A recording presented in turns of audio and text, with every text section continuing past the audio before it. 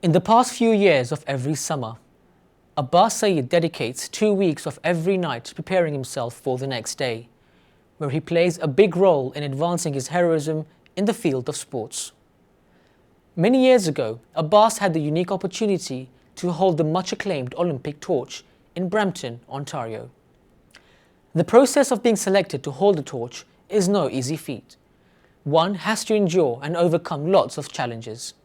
But with perseverance, dedication, and support from his parents, Abbas made it.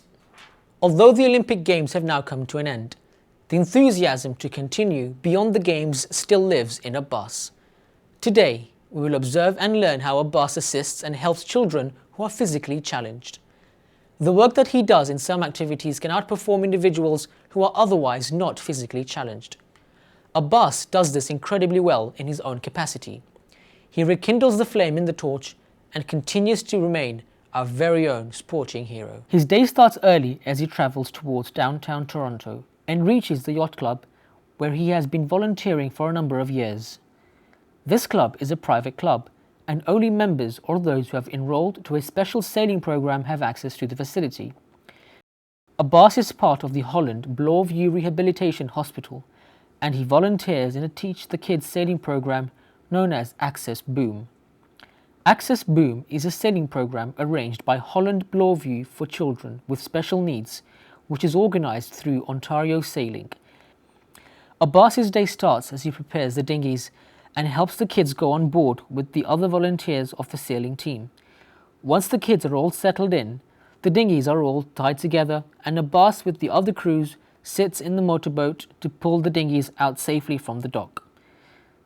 They take these dinghies to a safe spot and once far out on the lake, dinghies are loosened and the kids are given an opportunity to learn to sail independently.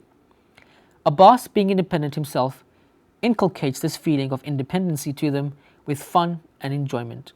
The Access dinghies are specially designed to meet the needs of sailors with both physical and cognitive disabilities. As the team prepares to return to the shore, the dinghies are again tied together and inspected for safety.